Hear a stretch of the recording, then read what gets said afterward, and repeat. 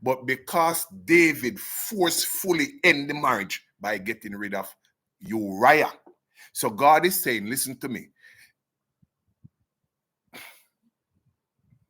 This is a beautiful question. My God, what a beautiful question. This is a beautiful question. This is a beautiful question. This is a beautiful question.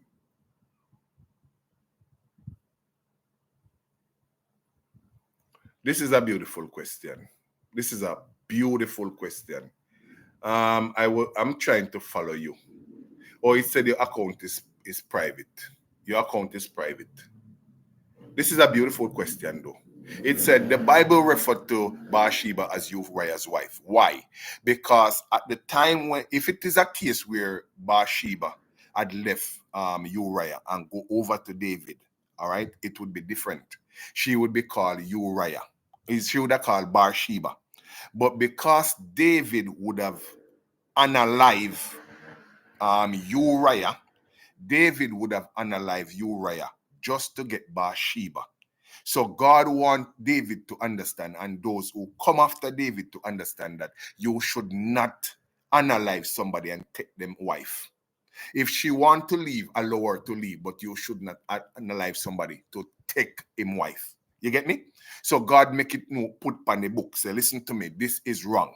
If you want to leave and if she want to leave. That is why Jesus Christ of Nazareth said, listen what Jesus Christ of Nazareth said. When he came here in the book of Matthew chapter 19, they turned to him, church people turned to him and said, how is it that Moses write that we can divorce? Now, Jesus Christ of Nazareth said, have you not learned from before? He was now referring to Genesis 2, verse 24. For this cause a man leave his mother and father when they are mature enough. When they are mature enough, you leave your mother and father and go cling to your own vagina and go cling to your own pum-pum. That's what the Bible said, It's just as simple, something like that. In other words, when you get old, you can't put your vagina on daddy and you can't put your vagina in a mommy, your penis in a mommy. So you now need to go look your own penis and you need to go look your own vagina. That's all it means. You get me? That's all it means. So in order not to commit incest, the Bible said, go and have your own vagina. Go and have your own penis when you come of age. Huh? This was the same scenario that God wanted between Adam and Eve. But the devil came in the picture and he taught Adam and Eve how to have sex before time. That's where the sin comes in, He taught Adam and Eve, because when they were in the garden, they were supposed to grow together. They were supposed to grow together, grow old together. And then at the age of maturity, then sex would have come naturally. But what the devil did was to force sexual immorality upon Eve, because he wanted to control the womb of Eve.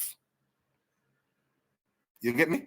So in other words, a big growing ass man should not be having a sex with any form of child. That's what the boy belong to. And no cougar or no growing ass woman should be having sex with a baby.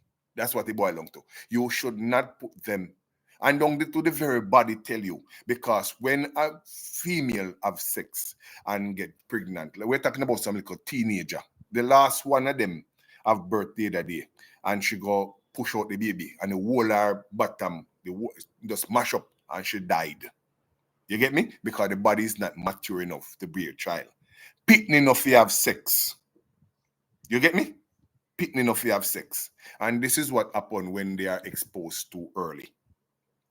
Children should not have sex, because even their bodies are not ready for it. So the scripture said, why did the scripture refer to Bathsheba as Uriah's wife? Because she was illegally taken. In other words, David would have unalived somebody to take Uriah's wife. So she was still Uriah's wife. If Uriah decided that he didn't want his wife and Uriah's wife had left, that would be different, because they would have been divorced.